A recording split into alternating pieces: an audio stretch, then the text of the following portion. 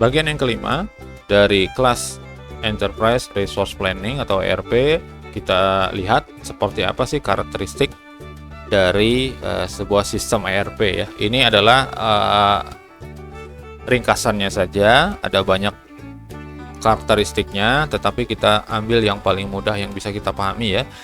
Yang pertama, bahwa sistem ERP itu didesain untuk lingkungan pelanggan pengguna server. Jadi sistem ERP itu supaya dia bisa seperti yang kita bahas di bagian yang ketiga ya, bagaimana cara kerja sebelum ada penerapan ERP dan setelah penerapan ERP dan konsep dasarnya, maka kita paham bahwa supaya itu bisa dilaksanakan, kita perlu yang namanya server ya, tempat penyimpanan data yang itu nanti dipakai bersama-sama oleh masing-masing unit, departemen atau divisi dari enterprise atau perusahaan ya. Nah, sifatnya bisa lokal, bisa global ya dalam jaringan.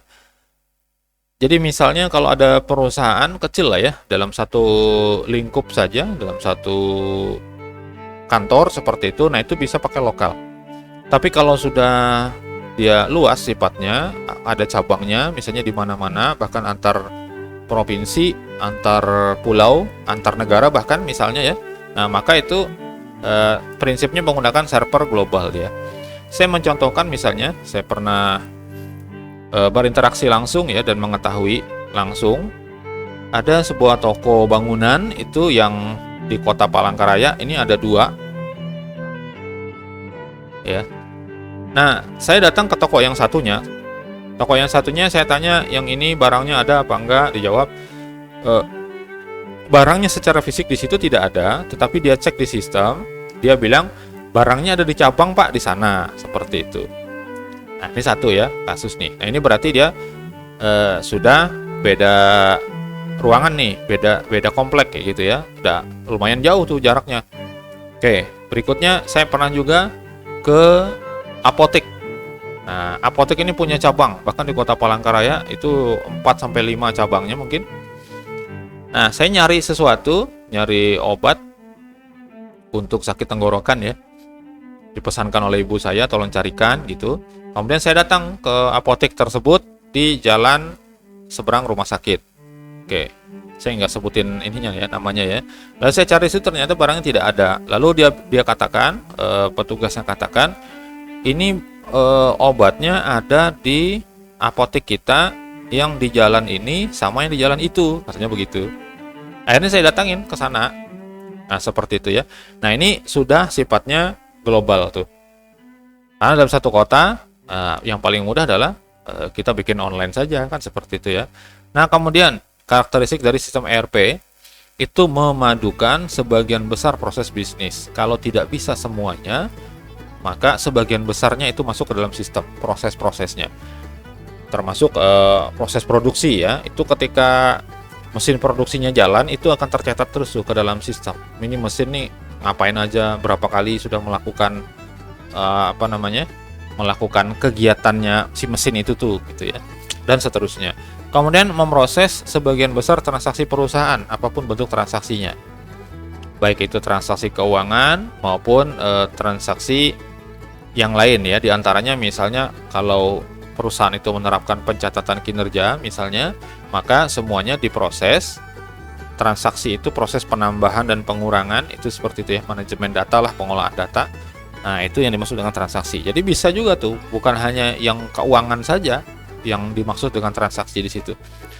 Selanjutnya lagi, menggunakan basis data dengan redundansi yang minimum. Nah, ini kita tadi sudah sampaikan ya di bagian ketiga, itu gambaran esensi dasar dari ERP ya.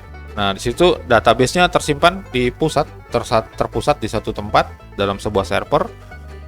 Nah, dengan adanya basis data itu, maka redundansi data itu bisa diminimalkan gitu ya. Jadi kalau ada sebelum pakai ERP punya data sendiri, di sana punya data sendiri. Nah, data yang sama-sama itu jadiin satu aja gitu. Memungkinkan akses real time. Ini saya contohkan tadi ya. Saya ke toko bangunan sama ke apotek. Memadukan proses perencanaan dan transaksi. Ya, ini karakteristik dari ERP. Jadi namanya juga ERP ya. Enterprise Resource Planning. Nah, planningnya itu kan perencanaan. Maka sistem ini harus bisa digunakan untuk merencanakan sekaligus mengeksekusi, karena ERP merupakan TPS, yaitu Transaction Processing System. Itu dia. Oke, seperti itu ya. Nah, kemudian untuk transaksi sudah tadi ya kita bahas ya, bahwa dia bisa digunakan sekaligus untuk melakukan proses-proses bisnis dari perusahaan. Walaupun transaksi itu sekali lagi tidak melulu, tidak hanya dalam bentuk keuangan. Kemudian mendukung multi mata uang atau multi currency ya. Dan juga multi bahasa, multi language. Jadi sistemnya kalau kita punya bisa diganti-ganti bahasanya sesuai dengan yang kita inginkan. Kemudian sistem ERP itu harus memungkinkan penyesuaian kebutuhan khusus perusahaan dengan perubahan kode yang minimal, atau dibuat bagaimana caranya bisa customizable gitu ya. Jadi ketika satu fungsi atau satu metode dalam aplikasi yang kita tidak perlukan atau itu perlu diubah, disesuaikan, maka dia tetap bisa dilaksanakan, tetap bisa dilakukan perubahan seperti itu ya. Nah, itu beberapa karakteristik yang sebenarnya masih banyak lagi ya. Nah, kemudian manfaat ERP, ini kalau kita lihat manfaatnya dan bagaimana cara mendapatkannya, diantaranya adalah akses informasinya handal. Kenapa? Karena menggunakan basis data tadi ya. Jadi sifatnya kan tetap konsisten dan tidak ada terjadi redundansi gitu. Redundansi itu mungkin tetap ada tapi tidak banyak seperti itu ya, karena ada beberapa hal yang kita perlukan redundan gitu. Nah, bisa menghindari duplikasi data dan duplikasi operasi. Nah, kalau di dalam pemrogramannya, bikin sistemnya itu kan ada dua pendekatan ya. Ada pendekatan reinvent dan pendekatan reuse. Reinvent itu berarti kita ngetik ulang kode yang sebenarnya sudah ada, tapi untuk fungsi yang berbeda, untuk data yang berbeda. Jadi misalnya nyimpan data penjualan sama data pembelian, cara nyimpannya padahal sama gitu ya. Di dalam coding program itu sama-sama insert into ceritanya, perintahnya seperti itu, sama-sama seperti itu. Harusnya bisa difleksibelkan sehingga kita bisa menerapkan yang namanya konsep reuse gitu ya. Nah, itu untuk menghindari duplikasi operasi. Kalau data tadi supaya jangan terjadi redundansi. Kemudian mempercepat waktu pemrosesan data. Ya karena dia terpusat, dia lebih cepat. Kita jadi lebih cepat tahu dan juga lebih cepat ketika kita melakukan perubahan data maupun penambahan data, maupun kita mengenerate misalnya laporan dari data-data yang sudah ada. Mengurangi biaya. Nah, ini mengurangi biaya ERP itu iya dalam jangka panjang ya. Kalau jangka pendeknya mahal, kita perlu invest dulu keuangan untuk membangun sebuah ERP sistem. Tetapi kalau sudah berjalan, maka itu semuanya nanti akan menghemat beberapa bagian gitu ya. Jadi yang harusnya prosesnya dulunya sebelum pakai ERP itu ada, dengan adanya ERP ini lahirnya ERP, maka yang biasa dilakukan itu menjadi tidak perlu lagi. Contohnya misalnya ketika sebelum penggunaan ERP, data dikirim melalui pos misalnya atau diantar gitu ya, maka dengan bantuan sistem ERP tidak perlu diantar lagi, maka biaya untuk transportasinya juga bisa ditekan seperti itu. Kemudahan adaptasi ya, karena sistem ERP itu dibuat yang sifatnya user friendly, jadi mudah digunakan gitu ya, dan bisa nanti menyesuaikan dengan kebutuhan dari penggunanya. Kemudian meningkatkan skalabilitas, ini karena sistem modular tadi ya, sistem pakai modul-modul, jadi bisa tambahin tuh modulnya, ditambahin yang ini, sehingga dia bisa jadi semakin meningkat. Mudah dalam pemeliharaan karena dia jadi satu, kita lebih mudah dalam maintenance kode program dan sebagainya. Kemudian kalau terjadi perubahan dalam rules-nya sistem, maka itu bisa segera dilaksanakan gitu ya. Nah, kalau kita beli ERP-nya, maka biasanya ada layanan garansi ya, atau layanan purna jual. Jadi setelah kita beli dalam waktu sekian tahun itu masih dibantu seperti itu ya. Nah, kemudian pengembangan secara global nih untuk yang kaitannya dengan dunia luar ya. Contohnya misalnya ekstensi modul ya seperti SCM, ini Supply Chain Management atau manajemen rantai pasok ya, dan juga CRM, Customer Relationship Management. Itu yang berkaitan dengan dunia luar. Nanti bisa lagi tuh dengan ditambah bantuan media sosial dan sebagainya ya. Kemudian manfaat dari ERP juga bisa dijadikan sebagai e-commerce langsung. Jadi apa ya? Online market seperti itu bisa. Nah, itu lebih mudah lagi tuh justru ya. Jadi datanya juga langsung terpusat, langsung tersimpan, langsung bisa diketahui oleh bagian accounting, langsung bisa diketahui produk yang keluar oleh bagian gudang, bagian warehouse ya. Nanti bagian purchasing juga tahu tuh, oh ini banyak yang kurang sudah nih, tinggal pesan aja lagi seperti itu ya. Nah, ini kalau e-commerce syaratnya harus connect internet, jadi sistemnya harus handal juga supaya bisa dimanfaatkan secara luas. Nah, ada kendala-kendala dalam ERP ya. Jadi kita bicaranya jangan hanya bicara, wah ini kelebihannya ini, tapi kita perlu lihat juga tuh kendala-kendala, masalah-masalah yang timbul dalam penerapan ERP. Nah, misalnya memakan waktu dalam proses pembangunannya ya. Dan ini juga berhubungan dengan isu-isu. Misalnya ya biasa lah ya, ada misalnya di suatu lembaga yang terbiasa manual gitu ya, lalu tiba-tiba pakai sistem. Nah, ada kita perlu waktu nih untuk memperkenalkan aplikasi, untuk mengajari cara penggunaan, kemudian untuk membiasakan menggunakan komputer misalnya. Tetapi ada beberapa orang yang akhirnya jadi malas gitu.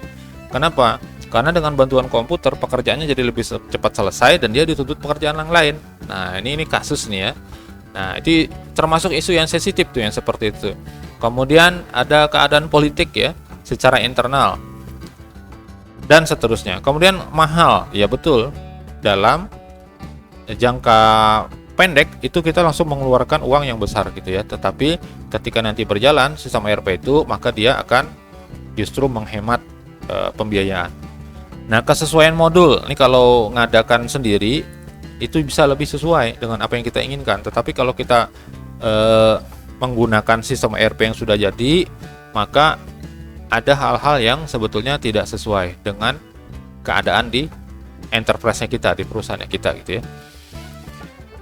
Kemudian kebergantungan kepada vendor, ini sekali lagi kalau kita sistemnya dibuat oleh orang lain, dari pihak ketiga, bukan dari pihak kita divisi IT-nya gitu ya. Misalnya kita punya perusahaan, punya divisi IT. Nah, kalau divisi IT kita yang mengembangkan itu lebih mudah gitu ya. Kita tidak bergantung kepada vendor. Tapi kalau orang lain yang bikin atau seperti beli pustus misalnya ya, maka kita akan bergantung kepada mereka. Nah, fitur dan kompleksitas ini juga mempengaruhi ya, dan juga bisa menjadikan dia kendala, terutama pada fitur-fitur yang memang tidak digunakan tetapi dia ada. Nah, dicoba dipaksa untuk dipakai seperti itu ya, maka nanti akan menimbulkan masalah justru.